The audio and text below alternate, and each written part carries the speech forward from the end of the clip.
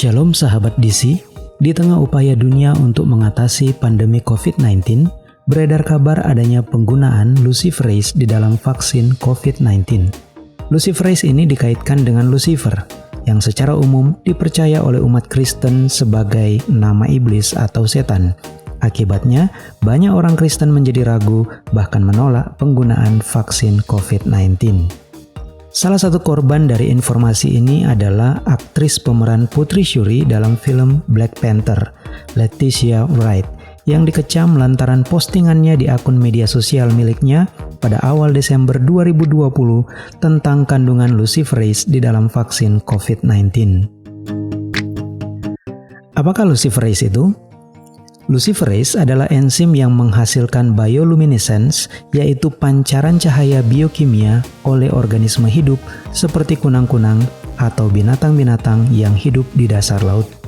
Jadi, enzim ini sebetulnya adalah enzim alami, hanya saja baru diberi nama pertama kali oleh Raphael Dubois, seorang farmakolog Prancis pada akhir abad ke-19. Bagaimana dengan Lucifer? Nama Lucifer telah menjadi populer di kalangan umat Kristen sebagai nama iblis. Berbagai buku dan film telah dibuat berdasarkan kepercayaan bahwa Lucifer adalah nama pribadi iblis.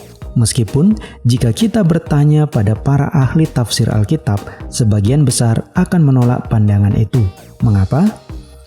Kata Lucifer sebenarnya baru dikenal dalam kekristenan pada abad keempat, atau hampir 400 tahun setelah Yesus disalibkan dan bangkit. Artinya, selama hampir 4 abad, gereja mula-mula tidak mengenal nama Lucifer sebagai nama iblis.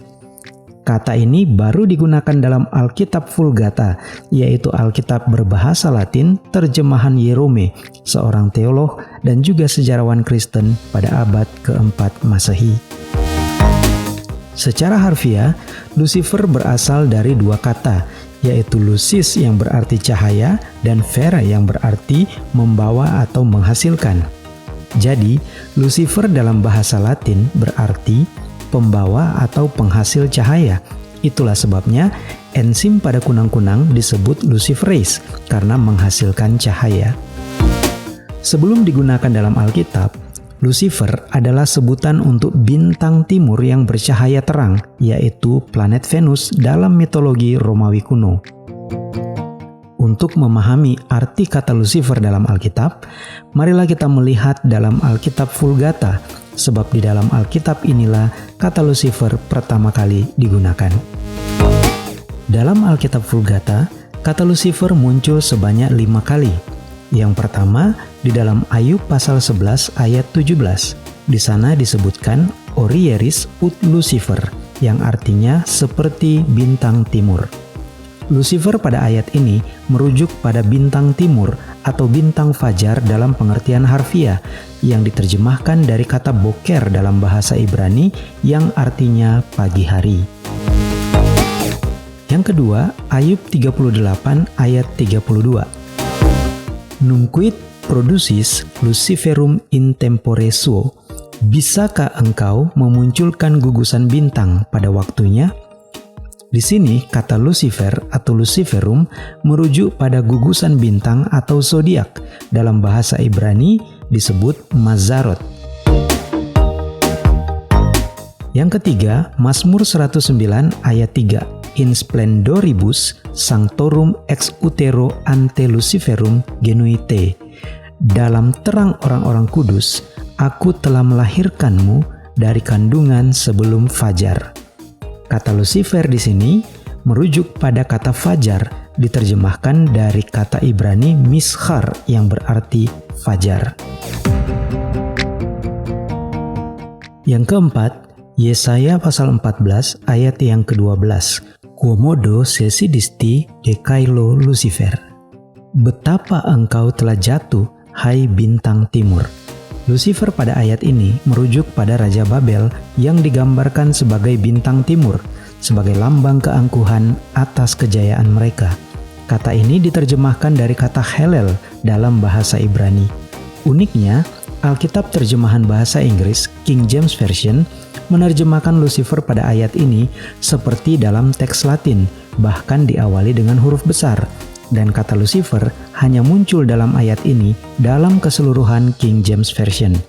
Bisa jadi, inilah alasan kenapa kebanyakan orang Kristen menganggap Lucifer sebagai nama pribadi sang iblis. Yang kelima, dalam 2 Petrus 1 ayat 19, Et Lucifer orietur in cordibus vestris, artinya dan bintang timur terbit dalam hatimu. Menariknya, di dalam ayat ini, Lucifer justru merujuk kepada Tuhan Yesus Kristus. Kata ini diterjemahkan dari kata fosforos dalam bahasa Yunani. Nah, dari penggunaan kata Lucifer pada ayat-ayat tersebut, maka dapat disimpulkan bahwa kata ini tidak spesifik menjadi nama iblis atau setan dalam Alkitab berbahasa Latin. Bahkan Yerome sendiri yang menafsirkan Alkitab ke dalam bahasa Latin, ketika menafsirkan Yesaya 14 ayat 12, mengatakan bahwa Lucifer bukanlah kata yang cocok untuk menerjemahkan kata Ibrani Helel. Seharusnya kata ini diterjemahkan ulula yang artinya melolong. Pada abad ke-17, seorang teolog Prancis, Dionysius Petavius, pernah menulis bahwa sesungguhnya bapak-bapak gereja pernah mengatakan jika Lucifer bukanlah nama pribadi iblis, melainkan hanya menunjukkan keadaan dari mana ia jatuh. Lalu, bagaimana kaitannya Lucifer dengan enzim luciferase? Sekali lagi, penamaan luciferase sudah dilakukan sejak akhir abad ke-19. Nama ini memang diambil dari kata Latin Lucifer, artinya pembawa atau penghasil cahaya. Meskipun diambil dari kata Lucifer, tetapi enzim luciferase tidak ada kaitannya dengan iblis dalam Alkitab. Apalagi enzim ini adalah enzim alami yang diciptakan Tuhan dan sudah ada pada binatang-binatang tertentu. Mengapa diberi nama luciferase? Pertama, karena enzim ini menghasilkan cahaya sesuai dengan arti kata Lucifer dalam bahasa Latin.